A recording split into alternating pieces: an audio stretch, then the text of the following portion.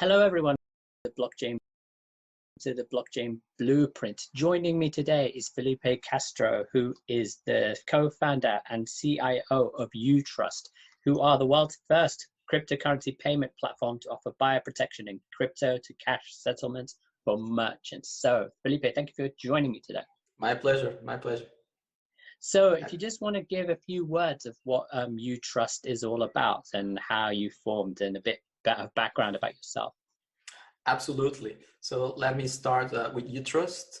Back in the day, we started in 2017, late 2017, and our mission was to build a solution that allows merchants to enable cryptocurrency payments from their buyers, but at the same time suffer no risk from that inherent volatility. And we actually provide that by taking that risk, enabling them to accept new customers and settling directly in their bank account in euros, US dollars, or British pounds. So a lot of people call us the PayPal of crypto. I think a more fair analogy is actually perhaps the Square of crypto. I see a lot of parallels on our business model and what we do compared to perhaps PayPal, Square in their early days. By myself, I'm one of the original co-founders, and together with my colleagues, we started this enterprise initially set in Switzerland, and we've built this amazing team, which now reaches 30 people, building this platform, starting onboarding, working with e-commerce merchants, and bringing them into the cryptocurrency ecosystem. At the same time, benefiting also buyers who have a new way and outlook to spend your crypto assets. A little bit about myself. I'm the current CIO and co-founder.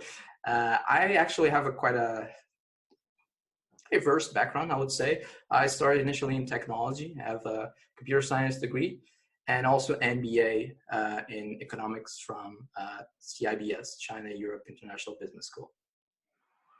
And during the middle of the UTrust initiative, I actually took a specialization also from MIT in blockchain technology for business, which was quite interesting. One of my professors on that course ended up being Professor Catalani, which is one of the co-creators of Libra and quite involved in the project as well. Fantastic. And with regards to UTrust, what does it offer that other payment merchants that deal with crypto cannot?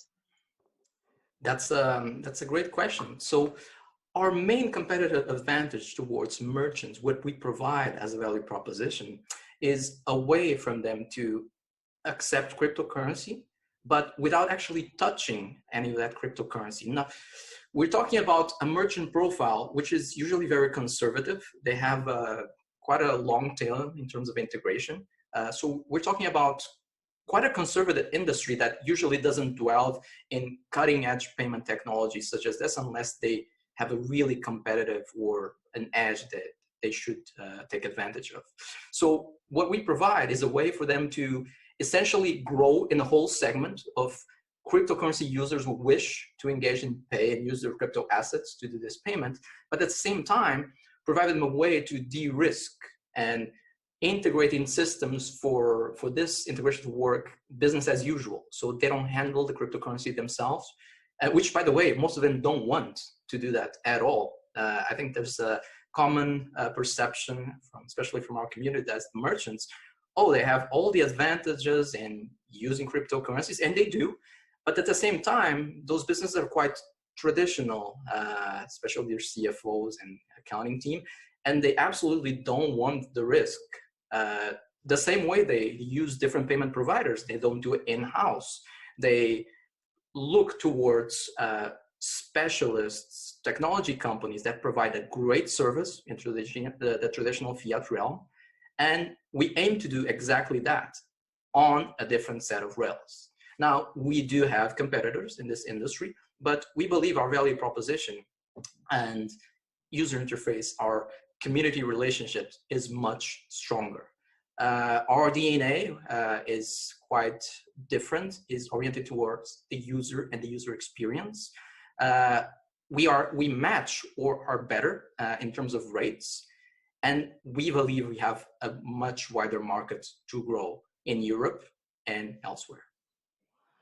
Fantastic. And before we started recording, we were talking about the potential of a digital dollar, as well as what's going to happen amidst the coronavirus.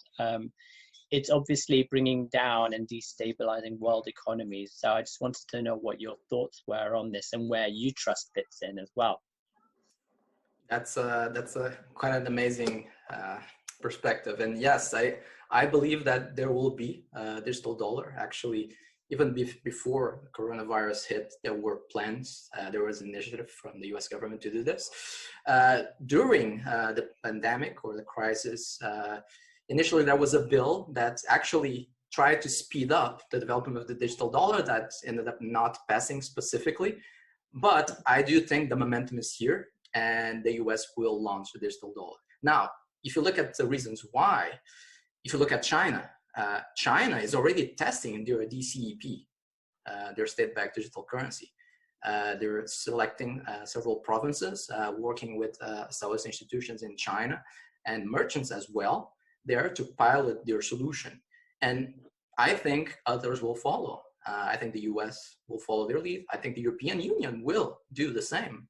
Actually, last time I checked from the resolution, or was it a study from the commission by the European Parliament, was looking into the creation of e-euro or whatever it's going to be called. But there are motions already in place to how this will be handled and the inherent benefits. So I don't think it's a question of if, it's a question of when. And I think this decade or the beginning of the next one, it's something that will come here full force. I have absolutely no doubts. Now, this goes along with all the trends that we see in the society in terms of digital everything. Now with pandemics, even more, a lot of businesses are focusing more and more into the online channel. You see even traditional retailers that had a very omni-channel approach. Now it's online, online, online. And with that dynamic and that drive, they're focusing more and more on how can they grow their online market, how can they decrease their increase their margins and decrease their costs on those channels. And a great opportunity here is different payment rails, something that can be integrated to lower costs at a very low integration price that provides many benefits, that provides less fraud, a modern approach. Now, that plays in with the first trend, which is state-backed digital currencies. But we also have private ones, such as Libra, which are trying to compete with the state initiatives, and they will have a role as well. And I think that world will be mixed. You will have Bitcoin, you have Ethereum, you have the traditional decentralized or completely permissionless players. You have the state-backed digital currencies, and you have the private digital currencies as well. And you have also more different stable coins into the mix. You have some right now, but I think that will only grow. Now, if you put all this scenario together and think, what is the industry that can benefit the most and grow the most based on those trends? I think the obvious answer is payments. And that's why we are building UTrust right now, to be able to leverage and tackle that opportunity. The opportunity exists right now, tackling crypto assets, Bitcoin, Ethereum, stable coins such as Tether, which, by the way, we just announced integration yesterday, but also to tackle the upcoming stable coins, be them private, government issued, or open. Brilliant. And do you think, because of, even though we're in a lockdown at this moment in time, in the time of recording, whether physical, like traditional shops could ever, use like online payments or a platform such as UTrust, as well as online stores? Is it a matter of them having to accept and adapt the UTrust as a way to survive, rather than using your physical cash, if that makes sense? Okay, so I think the question was more about physical stores than online businesses, and if they could adapt to use more online solutions. Was that the question? Yeah, that's correct. Yeah. So I think our primary market and the lowest hanging fruit will be online first, but I absolutely see the need of more, how do I say, digital-based payments in online stores. And as cash in its physical form progressively fades away, I just see a more incremental need at point of sales. Now, the challenges for retail businesses, for point of sales and the requirements are completely different from the online channel. There's a lot of companies actually trying to tackle the retail or the offline scenario, but initially when we did the analysis of the market and which one should we tackle, there are significant challenges on the offline rather than online. I think it's something that we want to do in the future as a follow-up, but due to the technical challenges and the cost challenges, just to give you a few cross-jurisdictional challenges, having presence or retail presence across different geographies, which again can be a challenge if depending on the type of product or integration you're trying to sell. It's something that we definitely want to leverage in the future, but the online market, it's something you can just attack head on first and get a grip on. And many of the businesses right now, they're omni-channel. So they might have a small retail presence, although most of their sales will come primarily from the online segment. And it's something you can leverage as well, entering the online segment first and then going into their offline channel by proxy, because you already demonstrated quite good results online. And going to offline, it's directly, it's very challenging. And I think an online strategy makes more sense. But absolutely, I see the need of digital payments being more adopted at the retail scenario. And cash in its physical form in many jurisdictions, it will be a thing of the past, I think. It will be, especially when you have state-backed alternatives such as the yuan and digital dollar and its equivalents. And even without them, when you look at, for example, scenario in China, a lot of payments already using WeChat or Alipay. Not perhaps the vision we have of blockchain-based digital payments, but it's something that from the point of view of usability, we know that works. And it's taking that usability and combine it with blockchain technology that's gonna power something truly revolutionary here in the West. We touched on privacy coins for a little bit, but I want to go into it again because there's going to be concern from government saying that, a coin like Monero, for example, which can't be traced, their governments may not like it, so to speak. Could a company such as yourselves work with a coin, so given its privacy, such as a Monero or ZCash, for instance? So in theory, it is possible.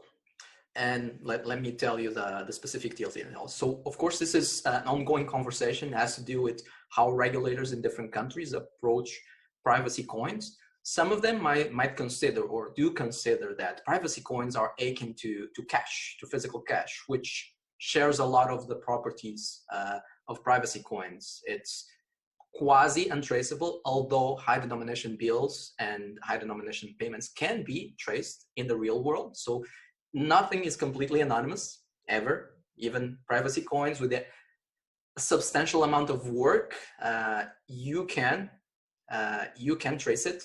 Of course, you have to have state level resources to do that, but in theory, it is possible. In theory, we can do all of that. But how can they be approached in terms of the user? Many jurisdictions might think, okay, so this will be a digital cash equivalent. And for example, the European Union has a framework on digital cash equivalent payments. So what they say is, okay, up to a certain threshold of transaction, this is a cash-like transaction. So you don't need, for example, any KYC up to a transaction of 50 euros, which sounds like quite a reasonable amount for a single transaction. I think no one will use that means for illicit purposes. It's within reason. It's a counterpart to using cash in the real world with the same properties. So I think it's about how legislators and regulators see this. If they see, you know what, this is too risky for our jurisdiction, we might not want to allow providers to work with this. Others might say, okay, this is more like cash, but we should put limits into place. Others might think, you know what, this is like cash, and we apply the same limits that we apply to cash, which might be more or less lean in different jurisdictions. So I see different countries actually taking different approaches on this, and it will depend on where you're based, where is your business based, and who are you doing business with. So I don't think there will be an equal framework. That will be quite different depending on the specific states. Let's now talk about your client base and the people or companies that you work with. I would understand that they're mostly in fintech, correct? Well, we actually work with merchants across different spectrums.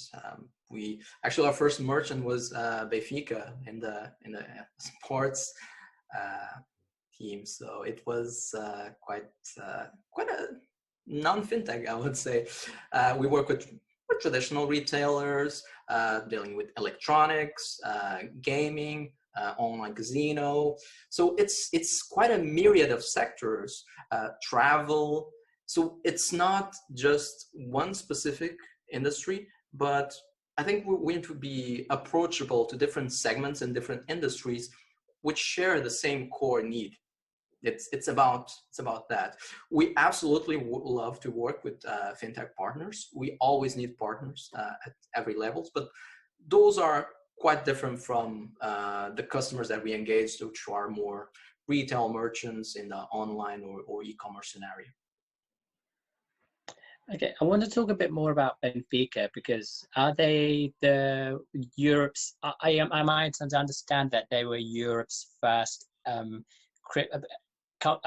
football team to accept crypto payments? Is that correct? And also, as a second question, I want to know how that came about. Do they also accept cryptocurrency as a form of payment for tickets? And is that on the? I assume that ticket purchases and whoever bought them are on the blockchain as well. Yeah, so Benfica was actually the first merchant that we launched to. Great partner. We are really, really proud. They're, as far as you know, the first soccer team in Europe to accept cryptocurrency or blockchain-based payments online in their website, where you can purchase a diverse range of memorabilia, including tickets, jerseys, and other collectibles. I think it's a great way, and to enter into Benfica's merchandise, and you guys should definitely check it out if you're keen on soccer. So right now, since there's no matches due to the COVID-19, perhaps not a great time to buy tickets, but you never know. How did that came about? I think at the time we were engaging with different partners, and we saw together the potential of having this good synergy and having someone who wants to be a pioneer at every level, including the tech industry, to really explore this opportunity. And I think it was a success. I think it was really a good way to showcase our technology, but to share it with the world, the wide range of fans, and to prove that, this can work in this player, which is, in sports, and not necessarily in tech or fintech, as you mentioned. So it's a really good showcase to others that follow along that this can really be implemented. As for the tickets, the tickets actually, I'm not sure if they're issued on the blockchain, but for us in the future, if they are, that's actually the beauty of our system. You can actually integrate with different backends. So if you issue collectability on the blockchain in your website or not, our system will integrate all the same. So that component of issuing the actual asset or ticket or collectible on the blockchain, it's up to you as a as a vendor. It's about how do you vendor or want to manage your products or sell your products. What we help merchants, every merchant, is how can you streamline your payment options? How can you expand your user base of people that want to buy in your website in a digital native asset? So I think there's two different segments. We're more focused on the specific payment scenario, not so much on the second one, which has to do with the actual issue or the issue of the goods themselves that can be offline, blockchain native or not. But one thing that it also does is that it prevents ticket touts from, selling on tickets that aren't theirs. I think what is the beauty of the blockchain, it offers, this removal of ticket touts, selling inflated prices or selling a ticket that's not there. I agree. I think there's an amazing potential there. I think there's amazing potential, and I know for a fact there's some companies actually working on that right now. It's not something that we tackle, but in the future, perhaps it will be great to work with those companies. But again, it's something that we prefer to focus on our core, something that we know we do best. We try not to overextend too much in our scale, and really focusing and being razor focused and solving this specific problem for merchants. We know there's space for a lot of problem solving on the blockchain. So we're not trying to solve all the problems at the same time. There's amazing companies dealing with other problems that can and will be solved, and we might end up working together. Who knows? Okay. So what's next for UTrust, and what are your plans for the future for the company? Where do you want it to go? Well, that's quite interesting, especially past or post-COVID. So what we are doing right now is, as part of our plan, to continue to engage with merchants, to expand our merchant base across geographies. We're actually looking into exploring different sectors, but it's merchant engagement to grow basically organically. And we think this is a great time to grow. So looking at the market right now, again, we see the trends, more people going to the online market. Under lockdown, a lot of people are actually interacting more with the web, especially on the older segment that perhaps didn't or was not forced to take on this interaction. So what we see now, or what most of our merchants see now, or at least a subsegment of them, it's an increase across all demographics, across different screens, pretty much across the spectrum. It's a radical focus on mobile, on online, with a strong focus on mobile as well. So we think we can take advantage of this trend in the future, because as companies that were not very online focused become to focus more and more on this online segment, there's a growing opportunity to improve this channel. One of the ways to improve is to improve the payment scenario. As more, on the user side, conversely, as more people stay at home, they actually have more time to think about, money. When we hear, unfortunate tales of, especially from the US and other countries, about unemployment numbers, about stimulus aid, as people cannot go out and use their paper cash, perhaps the concept of, digital money starts to click a little bit, and they start to think, what? This thing I call money, what is this money that I use? It's now like intangible, but what does it represent? And once you go to that rabbit hole, you start thinking, what? Our economic system has some really weird things built in. Let me see, would it be, is there any alternative to this? Oh, there's this thing called cryptocurrencies or crypto assets. How do they work?